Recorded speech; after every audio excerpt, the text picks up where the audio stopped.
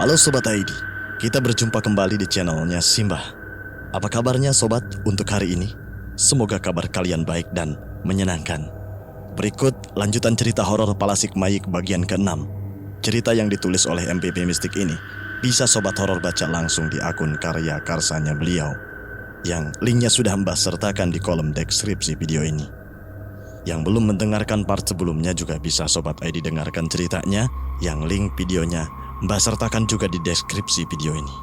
Untuk yang baru saja menemukan saluran channelnya Simbah, Mbah ucapkan selamat datang dan selamat bergabung.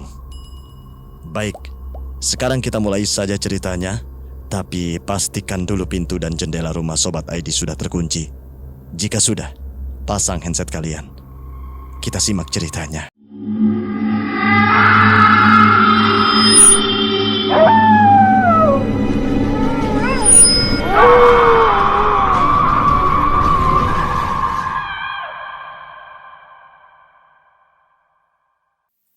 Palasik di dalam rumah?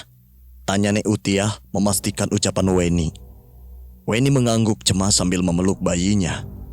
Pandangan Nek Utiah tertuju pada Suja yang masih menyeka air mata harunya melihat anaknya lahir dengan selamat. Ada apa, Ja? Apa maksudnya? Tanya Nek Utiah. Khawatir Weni sedang kurang konsentrasi dan melantur karena baru saja melahirkan. Tidak, Nek. Itu Bang Suja memelihara anak Palasik di rumah ini, Nek. Tumpas Weni dengan suara bergetar. Weni? Keluh Suja. Apa, Bang? Iya kan? Semua harus tahu kalau abang lebih memilih dua anak itu ada di sini dan bahayakan anak abang sendiri. Wen, sudah. Ini Fitri baru lahir loh. Ya, abang tidak pikir kalau dia kenapa-napa selama ini, hah? Bisa-bisanya bawa orang bermasalah begitu ke rumah. Bentak Weni lagi. Suja hanya menghela napas. Ia tidak ingin momen yang begitu berharga ini justru menjadi pertengkaran yang tidak perlu antara dia dan istrinya. Terlebih, ada Nek Utiah di antara mereka berdua. Mau dibuatkan sekarang penangkalnya, Ja? Tanya Nek Utiah memastikan. Iya, minta tolong buatkan, Nek. Ujar Suja pasrah menuruti kemauan istrinya. Nek Utiah lalu duduk bersimpuh dan mulai merapal-rapalkan sesuatu. Pada akhir rafalannya, ia menghembuskan napasnya ke kedua buah benda. Gelang berwarna perak dan sebuah kalung dari tali dengan hiasan kotak kain hitam. Kedua benda itu langsung dikenakan ke leher dan tangan kecil Fitri sebagai penangkal Palasik yang dipercaya masyarakat tradisional Minangkabau saat itu. Setelah keduanya sudah melekat di lengan dan leher Fitri, barulah Weni terlihat lebih tenang. Ia mulai menyusui Fitri untuk pertama kalinya sambil mengajak anaknya itu berbicara. Fitri, nanti kalau sudah besar, kamu harus bisa bahagiain bunda, ayah. Jangan malah ngurus orang lain tapi keluarga sendiri dibiarin, ya nak ya? Weni menyindir Suja melalui percakapannya dengan Fitri. Bustamar yang juga ada di ruangan itu hanya tersenyum kecut dan memandang ke arah Suja yang terus-menerus menghela napas berat. Kehadiran Fitri pada akhirnya mengubah kembali kehidupan di rumah Suja, sekaligus Taufik dan Fajri. Keduanya tidak diizinkan untuk melihat wajah Fitri sama sekali.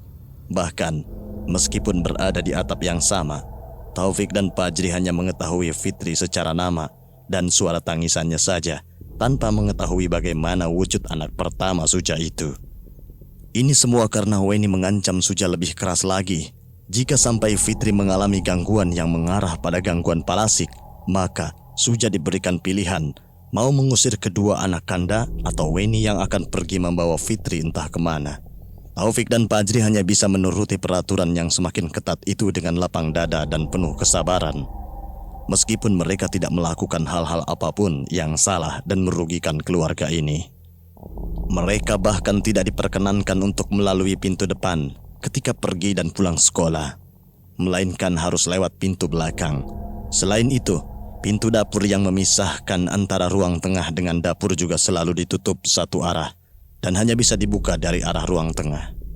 Ketika Weni dan Fitri akan ke kamar mandi, mereka akan mengetuk-ngetuk pintu itu sebagai tanda agar Fajri dan Taufik segera masuk ke kamarnya. Minggu pertama kelahiran Fitri, ada banyak warga Jorong Tengah yang melihat cucu pertama Raja Pusako Alam itu. Bustamar juga dengan bangganya selalu menimang-nimang cucunya di depan tubuhnya sambil memperlihatkannya ke tetangga yang datang. Dengan sumringah, ia tidak henti menciumi pipi Fitri sebagai luapan kasih sayangnya. Kebahagiaan Bustamar juga menjadi kebahagiaan seluruh warga Jorong Tengah. Sudah banyak orang-orang yang iba melihat Bustamar di hari tuanya belum memiliki cucu. Sedangkan ia adalah pribadi yang dikenal suka bermain dan dekat dengan anak-anak dari para penduduk. Hingga pada suatu siang saat akhir pekan, masih di pekan pertama kelahiran Fitri, sejumlah ibu dari kampung itu bertemu ke rumah Bustamar untuk melihat Fitri sekaligus memberikan beberapa bingkisan. Weni seperti biasa menggendong Fitri keluar dan menaruhnya di ruang tengah. Ia ditidurkan dengan kain bedong di antara para tamu yang datang agar semua bisa melihat. Saat itu, Bustamar sedang pergi setelah sebelumnya dijemput Syahrel di rumah. Sedangkan Suja pergi bekerja di penggilingan padi seperti biasa. "Ai, gemuk sekali badannya," puji salah satu tetangga. "Mirip kamu sekali, Weni. Muka ibunya sekali yang diturunin ini," komentar yang lainnya. Weni hanya tersenyum dan berterima kasih dengan pujian itu. Fitri memang mendapatkan banyak turunan fisik dari ibunya. Kulitnya putih bersih, alis matanya lentik dengan bibir kecil menggemaskan. Para ibu-ibu yang datang begitu gemas dengan Fitri yang hanya tertidur di tengah-tengah ruangan. Karena sesuatu hal, Fitri yang sepertinya kegerahan atau tidak nyaman akhirnya menangis. Sebelum Weni mengambil Fitri untuk digendong, tiba-tiba saja salah satu tetangganya yang merupakan guru SD Weni dahulu dengan sigap menggendongnya. Kenapa menangis cucu nenek ini?" ujarnya sambil menimang-nimang Fitri. Melihat yang mengangkatnya adalah ibu tersebut dan Fitri juga terlihat nyaman, Weni membiarkannya. Ibu-ibu yang ada di kiri dan kanan ibu guru tadi juga ikut menggoda Fitri yang menangis cukup keras hingga wajahnya sedikit memerah seperti tomat. Sementara itu, ada beberapa ibu-ibu yang datang juga membawa anak mereka yang masih balita. Selama ibu-ibu yang lain mengobrol dan memperhatikan Fitri, anak-anak ini berlarian sambil bermain kejar tangkap di sekeliling rumah. Hingga saat salah satu anak terpojok, ia karena panik tanpa sengaja membuka pintu dapur untuk melarikan diri dari kejaran temannya. Di ruang dapur, Taufik yang saat itu sedang berada di luar kamarnya tersentak saat pintu tiba-tiba terbuka tanpa aba-aba ketukan seperti biasa aja. "Lari, lari!" teriak anak kecil itu sambil masuk ke area dapur disusul anak-anak lain yang mengejarnya dan membiarkan pintu itu terbuka lebar. Saat itulah, tanpa bermaksud apapun, untuk pertama kalinya Taufik melihat wujud Fitri yang sedang digendong ibu-ibu di ruang tengah. Walaupun hanya beberapa detik. Namun, Weni muncul lalu berteriak dari ruang tamu ketika melihat pintu terbuka dan Taufik berdiri menghadap anaknya. "Masuk kau, sana Palasik!" bentak Weni tantrum. Taufik langsung tersentak dan segera masuk ke dalam kamarnya. Sedangkan kedua anak tadi memandangi Weni dengan bingung karena tiba-tiba saja ia mengacak-acak rambutnya sendiri akibat frustasi lalu menangis. "Kenapa kalian buka pintu ini?" bentak Weni pada dua balita tadi. Takut karena disalahkan dan dimarahi seperti itu, mereka berlari kembali ke ruang tengah dan memeluk ibu mereka masing-masing. "Kenapa, Wen?" tanya ibu guru yang masih menggendong Fitri. Weni dengan mata yang memerah dan bibir yang bergetar segera merebut paksa Fitri lalu memeluknya. Tanpa mengucapkan kata apapun lagi, ia masuk ke kamar dan mengunci diri di dalam bersama anaknya. Ibu-ibu yang datang saling berpandangan heran sebelum salah satunya mengenali anak muda yang tadi berdiri di depan kamar dapur. "Tadi itu anaknya Kanda kan?" tanyanya ke ibu-ibu lain di sampingnya. "Kanda yang mana?" "Kanda koperasi." Astagfirullah, Kanda yang Pak itu," komentar salah satu ibu lain dengan ragu menyebutkan kata itu. "Iya, yang kasus dulu itu," jelasnya. Ibu-ibu di sana serentak beristighfar. Memang belum banyak orang yang mengenali Taufik dan Fajri di kampung itu karena baru pindah 2 bulan. Namun setelah mengetahui itu, mereka jadi tahu betul alasan Weni bisa sehisteris tadi dan kenapa ia begitu ketakutan melihat anak muda di dapur tadi. Weni masih terus bertahan di dalam kamarnya hingga rombongan tamu itu satu persatu pulang. Tangannya tidak lepas dari memeluk Fitri yang sebenarnya belum mengalami reaksi apapun. Tadinya para tamu hendak menunggu Weni baikan dan membawa keluar kembali Fitri untuk diberikan kado. Namun bahkan hingga menjelang asyar, Weni sama sekali tidak mau keluar kamar. Canggung dan merasa bersalah, akhirnya mereka memutuskan undur diri dari rumah itu. Ibu-ibu tadi akhirnya hanya mengucapkan salam dan selamat atas kelahiran Fitri dari balik pintu kamar Weni. Mereka juga menyesal karena membiarkan dua anak tadi bermain-main dan membuka grendel pintu dapur hingga itu bisa terjadi. "Wen, maafin ibu ya nak," ujar guru Weni yang tadi menggendong Fitri. Namun Weni diam di dalam tanpa mau menjawab. Perjuangannya selama hampir 2 bulan menjaga kandungan dan anaknya rusak oleh ulah orang lain. Namun Weni diam di dalam tanpa mau menjawab. Perjuangan selama hampir 2 bulan menjaga kandungan dan anaknya rusak oleh ulah orang lain. "Makanan sama kado-kado Fitri kami letakkan di ruang tengah ya Wen. Ibu sekali lagi minta maaf. Assalamualaikum," ujar ibu guru itu sambil berpamitan pulang. Weni masih berada di dalam kamarnya hingga Suja tiba setelah bekerja di Eller. Ketika baru di ambang pintu, Suja sudah mendengar jeritan Fitri yang menangis di dalam kamar.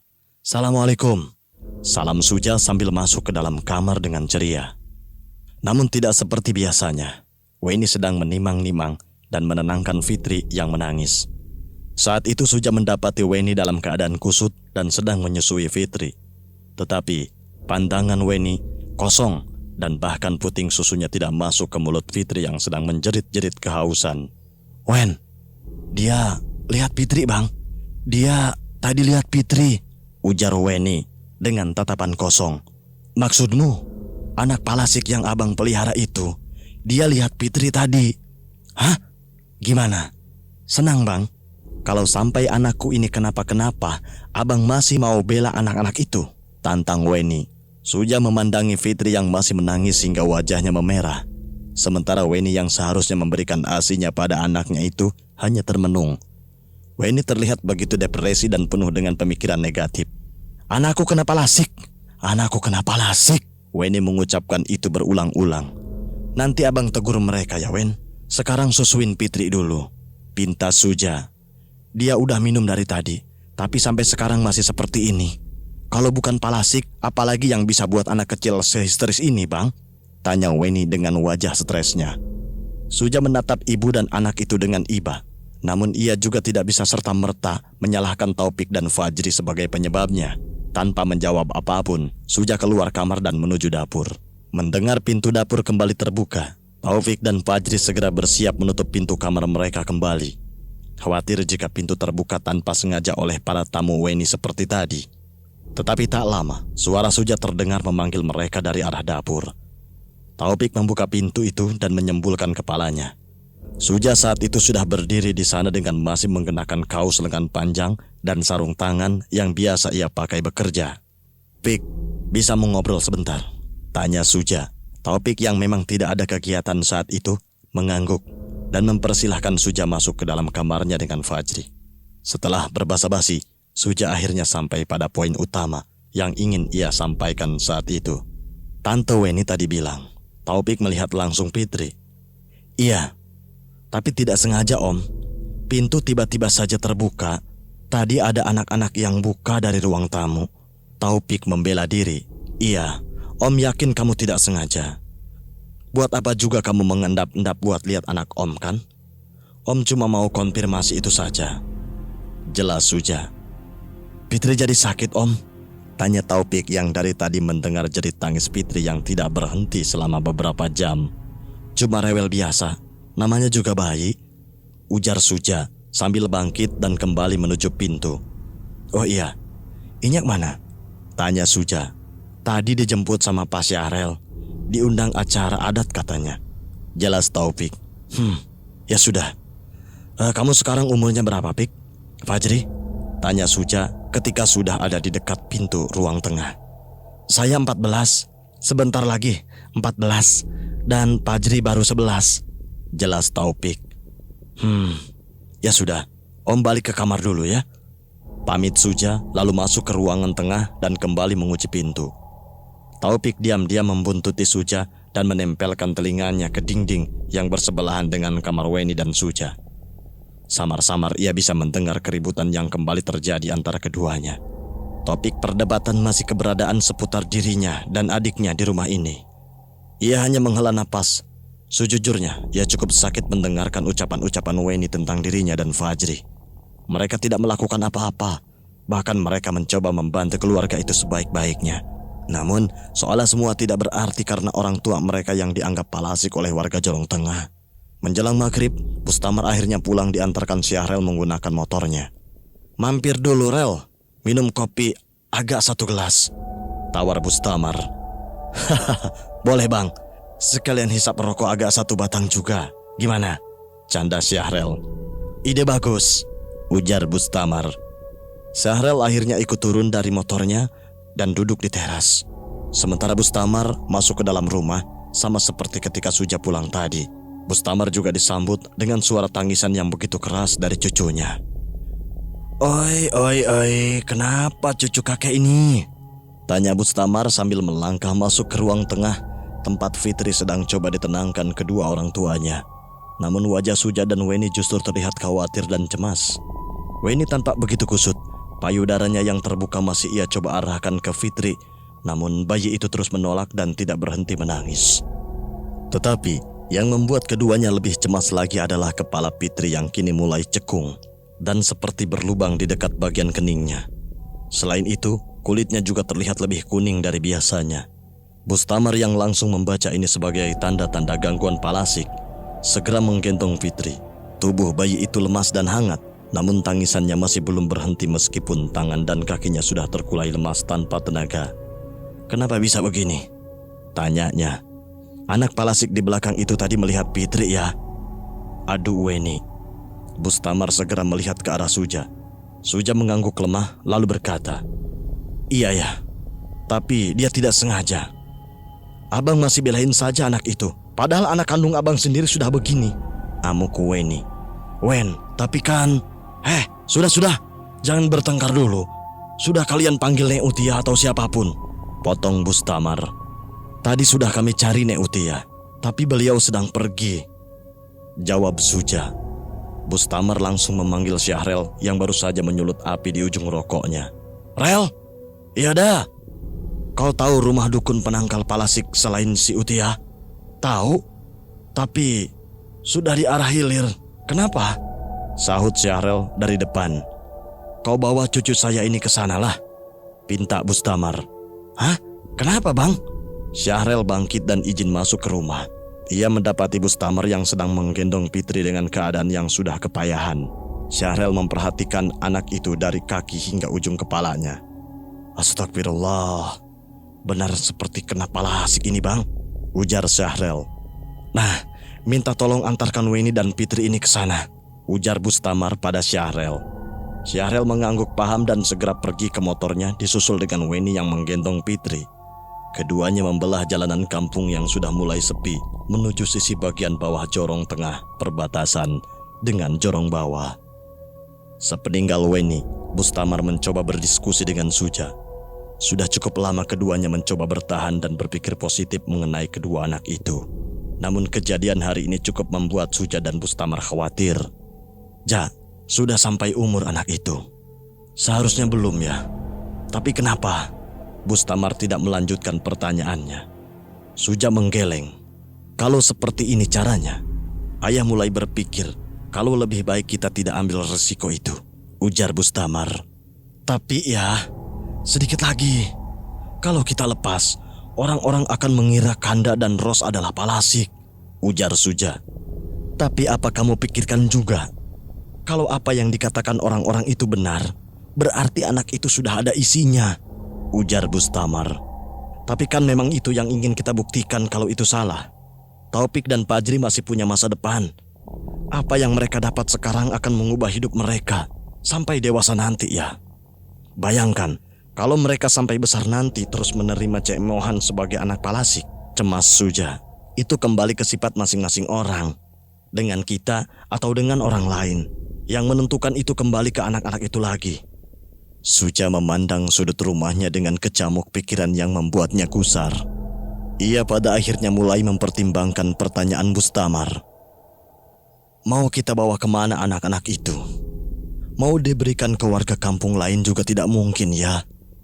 Kalau diantarkan ke panti, di panti juga anak-anak bayi, nanti justru timbul masalah lagi, ujar Suja. Bustamar terlihat berpikir. Bagaimana menurutmu kalau kita antarkan dia ke sisa saudaranya, si Toti itu? Tidak mungkin ya. Mak Toti orang miskin. Untuk menghidupi dirinya sendiri saja dia berat, apalagi ditambah 2 anak ini, cegah Suja. Lalu, kau mau tunggu cucu saya kena musibah dulu, baru kau ikut kata-kata Weni itu? Bustamar tiba-tiba menaikkan intonasi bicaranya. Suja tersentak. Bagaimanapun, cucu kandung adalah yang lebih utama bagi Bustamar daripada orang lain. Melihat keadaan Fitri tadi sudah cukup membuatnya khawatir sesuatu yang buruk lainnya akan terjadi. Namun Suja tidak menyangka Bustamar akan seemosional ini. Kita harus berbicara dengan 2 anak itu, simpul Suja, tidak membiarkan perdebatan itu berlarut-larut. Taufik yang dari tadi menguping pembicaraan itu dari balik pintu kayu segera berlari kembali ke kamar dan bertingkah seakan-akan ia baru bangun tidur. Ia juga menyuruh Fajri yang dari tadi bermain sendirian untuk tidak membongkar sandiwaranya. Tak lama, Bustamar dan Suja datang dan mengetuk pintu kamar mereka. Fajri yang membukakan pintu itu dan sesuai arahan abangnya, ia mengatakan abangnya sudah tidur. Namun, kenapa Fajri? Taufik seolah-olah baru bangun dari tidur dan mengusap-usap matanya. Ada Inyak sama Om Suja, Bang, jelas Fajri sambil membuka lebar pintu kamar itu. Oh, iya Nyak, Om, maaf ketiduran. Bohong Taufik sambil mempersilahkan keduanya duduk. Namun wajah Bustamar tidak seramah biasanya. Ia duduk di bangku dapur dengan satu tangan berpegangan pada tongkat jalannya. Sementara Suja, Fajri dan Taufik duduk di atas tikar yang menjadi alas tidur keduanya. Fik, Zri, kalian tahu bagaimana Tante Weni dan Fitri sekarang keadaannya. Om bukan mau menuduh atau bagaimana. Tapi melihat kondisi sekarang, sepertinya kami harus mempertimbangkan sesuatu, ujar Suja memulai pembicaraan. Fajri menyimak dengan tatapan bingung. Tentang Palasik lagi Om, tanya Taufik. Iyo, Bustamar menyahut. Sumpah Om, Nyak, kami tidak tahu apa-apa soal itu, bantah Taufik. Kau dengar dulu Om kau itu berbicara, jangan langsung jawab saja, bentak Bustamar. Taufik dan Fajri tentu saja terkejut dengan sikap Bustamar yang tidak seramah biasanya. Ya, Suja memberikan gestur agar mertuanya itu tenang. Tadi, Om sama Inyak sudah berunding. Kami sebenarnya berat mengambil pilihan ini. Tapi demi kita bersama, agar kamu dan Fajri bisa hidup lebih tenang, dan Weni juga Fitri bisa beraktivitas normal di rumah ini tanpa ketakutan. Sepertinya kamu harus cari rumah lain, Pik, ujar Suja. Fajri menatap wajah Taufik dengan cemas. Kemana lagi mereka harus pergi? Rumah dinas ayah mereka sudah dipakai oleh Yos. Sedangkan rumah peninggalan ayah Ros di kampung sana juga sudah dijual sebelum Ros pindah ke Jorong Tengah. Jadi kami dibuang, ujar Taufik dengan dingin. Suja terdiam. Bukan Pik, tapi keadaannya. Brak! Pintu depan terbuka dengan sangat keras. Syahrel lalu masuk dengan muka panik sambil memanggil-manggil Bustamar. Dah! Bustamar dan Suja yang ada di kamar Taufik lalu menyahut sambil bangkit dari duduknya. Syahrel yang membawa pesan genting itu segera pergi ke belakang dengan napas terengah. Bang, Fitri sesak napas. Sekarang dia lagi diantar ke rumah sakit di kota. Ayo pergi dengan saya, ujar Syahrel dengan panik. Jantung Bustamar langsung terasa berdetak kencang. Demikian pun dengan Suja yang membayangkan keadaan Fitri sekarang. Banyaknya pikiran dan tekanan dalam satu waktu pada akhirnya membuat Bustamar yang punya riwayat hipertensi itu mencapai batasnya. Bustamar langsung menarik kerah Suja. Tangan rentanya mengeras, urat-urat di pelipis dan keningnya tegang menebal. Tatapan mata teduhnya hilang seketika, berganti dengan tatapan penuh amarah. Bawa pergi kedua anak ini dari rumah saya. Mau mati sia-sia anak ini pun, saya tidak masalah, bentak Bustamar dengan napas terengah-engah menahan emosi. Bustamar lalu bergegas ke kamarnya untuk bersiap pergi. Sementara Syahrel masih berdiri di ambang pintu dapur sambil melihat ke arah Suja, Taufik, dan Fajri yang ketiganya tampak cemas. Sejak awal saya sudah suruh kau untuk keluarkan anak-anak itu dari kampung ini. Sekarang lihat, mertua, istri dan anak kau harus berusaha payah seperti ini. Kecam Sahrel sambil berlalu kembali ke motornya di halaman rumah. Suja hanya bisa menatap kepergian Syahrel dan Bustamar dari rumah. Ia hanya memiliki sepeda dan tidak mungkin menggayuhnya hingga ke kota yang berjarak beberapa jam tempuh dari Jorong Tengah. Kini hanya tinggal mereka bertiga di rumah itu. Suja, Taufik dan Fajri yang sama-sama mendapat tekanan dari anggota rumah lainnya. Suja mengusap wajahnya berkali-kali. Sebuah gestur yang biasanya ia lakukan saat pikirannya buntu atau ada masalah besar yang tidak bisa ia selesaikan. Om, kami tidak masalah kalau kami harus keluar dari rumah ini. Buka Taufik di tengah keheningan malam itu. Suja menggeleng. Tidak, Om sudah berjanji dengan ayahmu dulu. Anak Om adalah anak Kanda. Dan anak-anak Kanda adalah anak-anak Om juga. Kenang Suja. Tapi kalau kami tetap di sini, kami hanya jadi perusak. Bahkan Inyak juga sudah menyuruh kami pergi tadi. Tidak apa-apa Om. Kami akan kemasi barang-barang dan mungkin cari surau untuk tempat tinggal kami. Ujar Taufik, mengira semuanya akan semudah itu. Kalian masih kecil. Kalian masih harus sekolah. Harus ada orang tua yang pantau kalian. Dan yang terpenting, kalian harus tetap hidup. Ujar Suja sambil memandangi keduanya. Taufik seketika tersadar, ia tidak memiliki keterampilan maupun kekuatan untuk bisa bertahan sendirian. Perkataan ayahnya tentang kepandaian yang tidak membawa uang itu tidak berguna. Seketika terngiang di kepalanya. Kita bisa tinggal di rumah kakek. Fajri tiba-tiba menyahut. Taufik menggeleng. Rumah itu sudah diisi orang lain, Jri. Selama hidupnya, ayah dari Ros memang ditunggu-tunggu kematiannya oleh keluarga besarnya.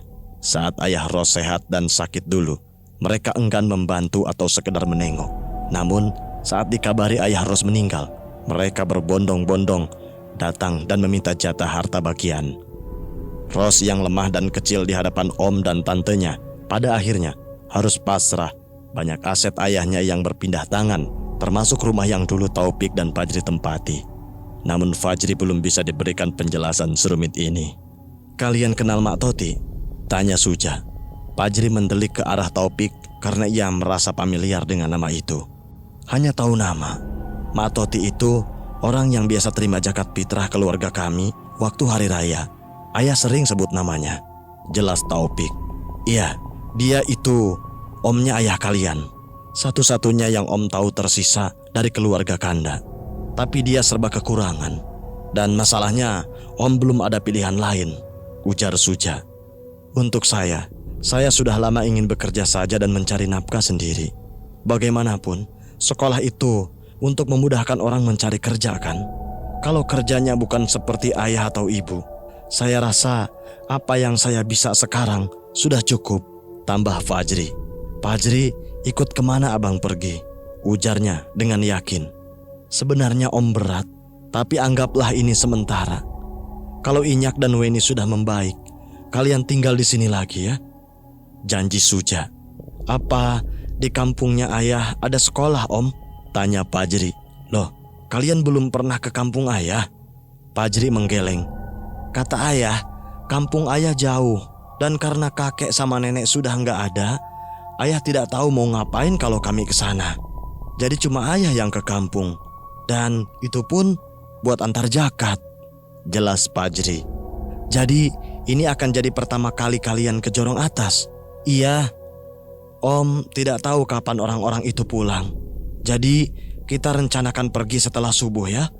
Perjalanannya cukup susah dan jauh. Kalian malam ini istirahat yang cukup, biar besok cukup bertenaga. Jelas Suja. Taufik dan Fajri bersamaan mengangguk.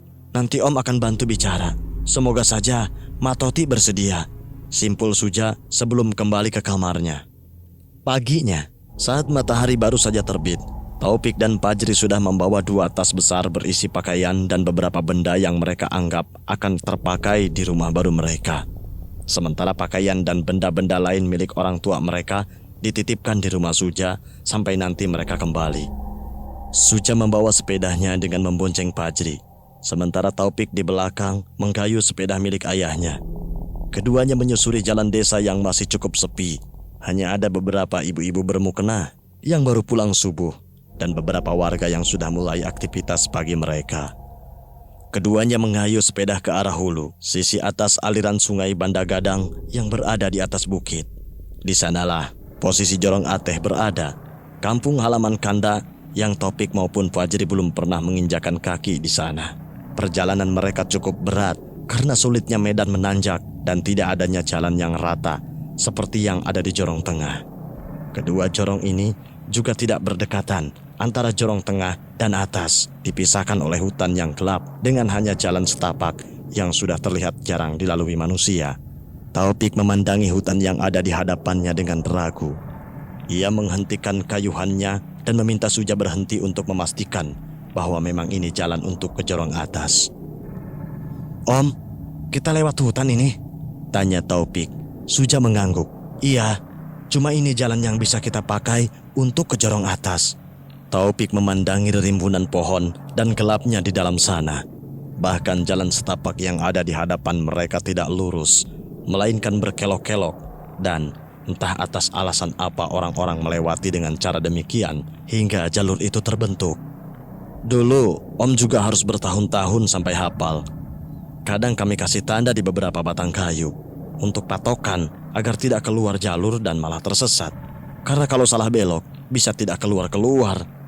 Jelas Suja sambil menggoreskan pisau yang sengaja ia bawa untuk jaga-jaga batang pohon besar di sampingnya hingga membentuk goresan X.